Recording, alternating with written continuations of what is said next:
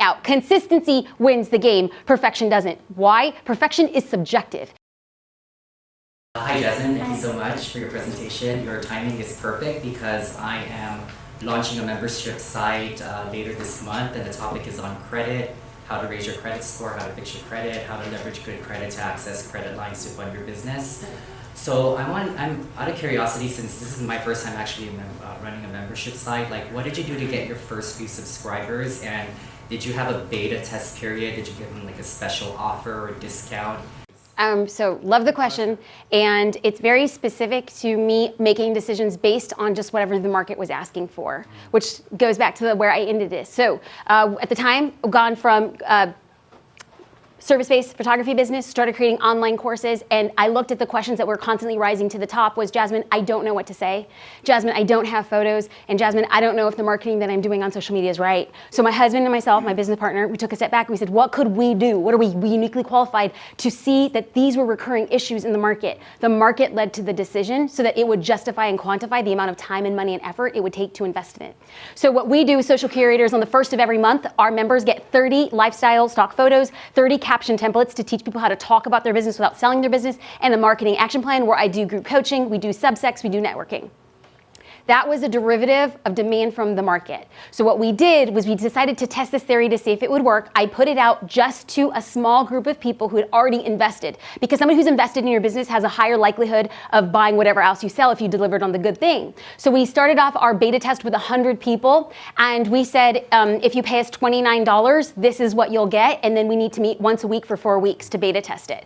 That rocked our world, because we literally went in thinking social curator was one thing. At the end of 4 weeks, we were like, they don't want anything we think they want.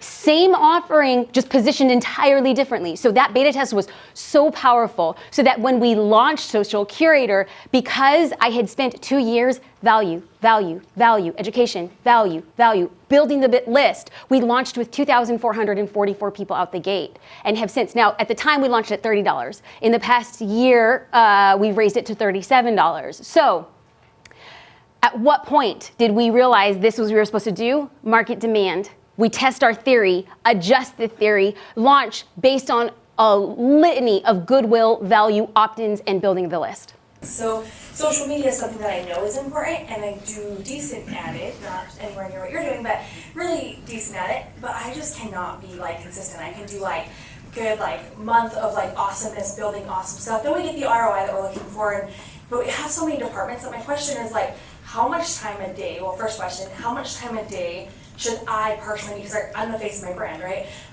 Is the first question, like me personally, because my goal is like, I was telling him yesterday, I'm just gonna send my assistant my pictures and she can just post on my stories all day. Like, I don't know if that even makes sense, if that's stupid.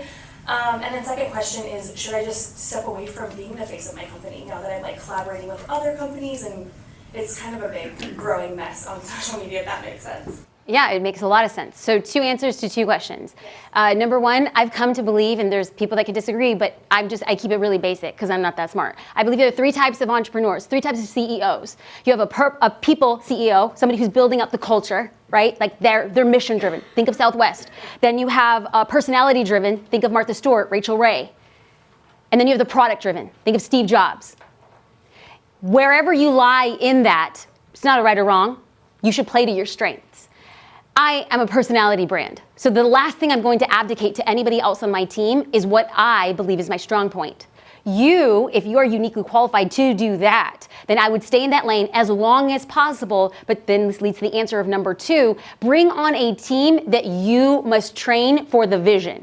You sell people the vision, you sell people the transformation. You're not watching over their shoulders to be like, oh, well, I wouldn't use that verb or that predicate. You know, it's just like, do you catch the vision? What do you want people to do? What's the objective? What's the call to action? They catch the vision and you train a team. And so I don't know who said this, but it's called like the 5X rule. Actually, we talked about this. Rory Vaden was a guest speaker at the mastermind we were at, and he called it the 5X rule.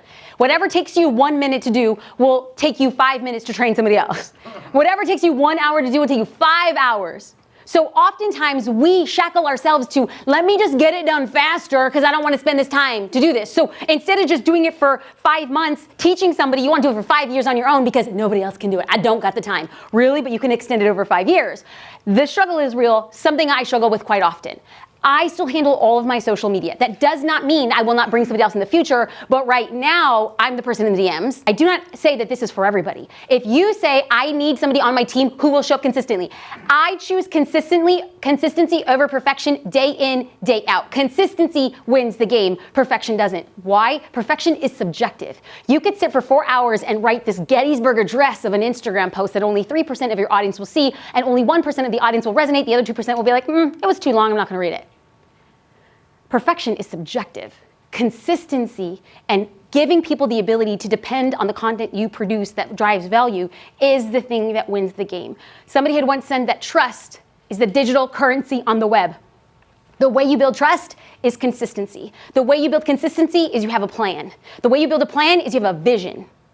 If you convey the vision to somebody on your team, and they can come upside you, and you're willing to train them, you can still be the face of the brand without having to be the lead of it on social. Thank you. Hey there, Sarah. So I have a brand that has a physical location, and I'm noticing a lot of issues with engagement.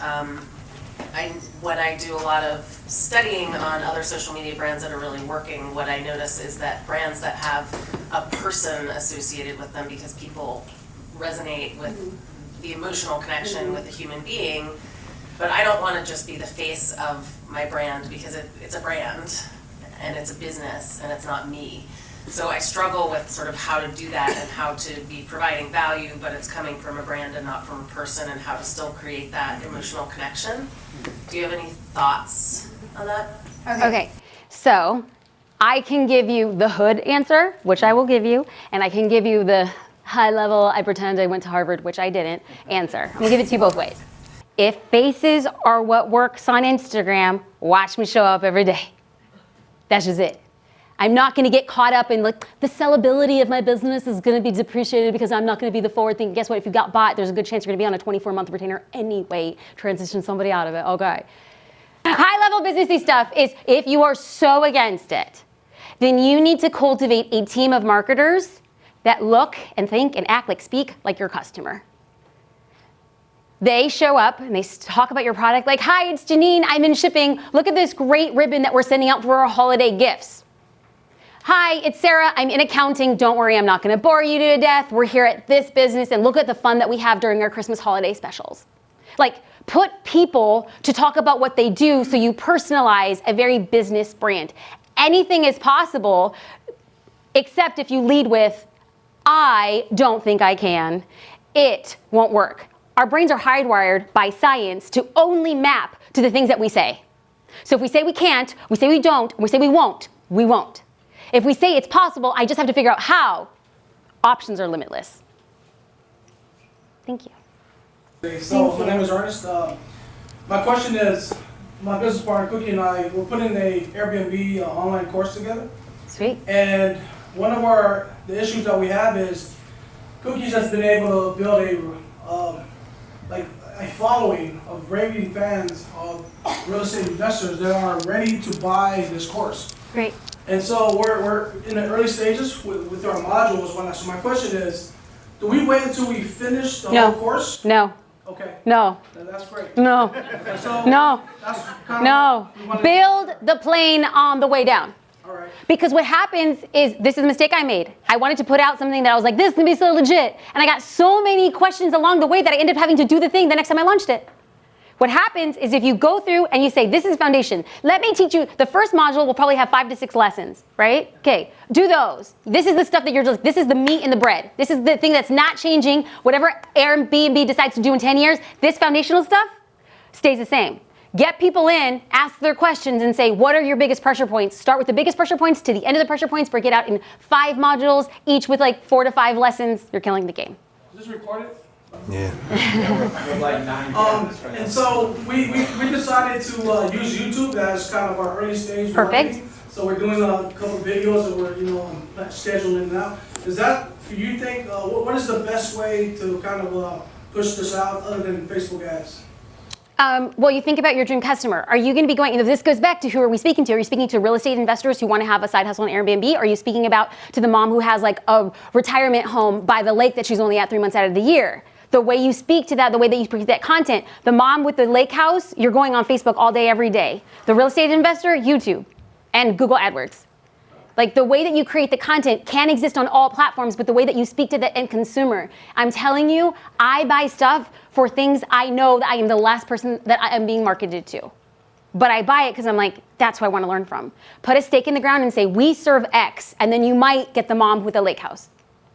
When you're doing content, do you do content days? Like I hear so often people say, go one Sunday a month, just do 10 videos or 10 pieces, and then put it all together, and then put your infographics, and then build a system where you're doing that, and it's automated, and it's posting, and blah blah blah. Like how do you do your content research? Like what's the mindset around like what content you're gonna do, and how do you not make it so redundant that it's like just recurring the same information where you're just constantly evolving and innovating? So.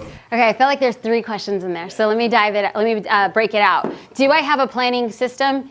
Yes.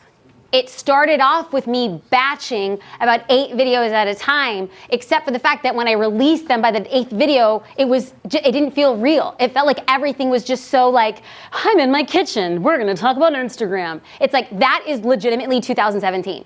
I need to start creating content for 2020, right? 2020, is that what you say, 2020? I need to create content for 2020. And what does that look like? It's bringing a videographer with me to an event like this. It's being like, I'm running errands, I got stuff to say, how can I cross-pollinate? And I have seen, statistically, that the real gritty, not so pretty, perfect, illuminated backlight, ring light, uplight, all that performs better. The real stuff that people just wanna know, how good are you without a script? How good are you without a teleprompter? Anybody can read. How good are you? So that's kind of where my bent is. Do I think that batching content is important? Yeah, on Sunday, I just map out what I'm doing. Because the worst thing is to wake up on Thursday and be like, dang, I ain't got nothing. Guess what? If you knew on Sunday you didn't have anything, you'd be walking around with your iPhone much differently. Oh, I'm at a coffee shop with my cappuccino and my laptop? Okay. Like when you think about where you're going, you have a plan, you can create content around that.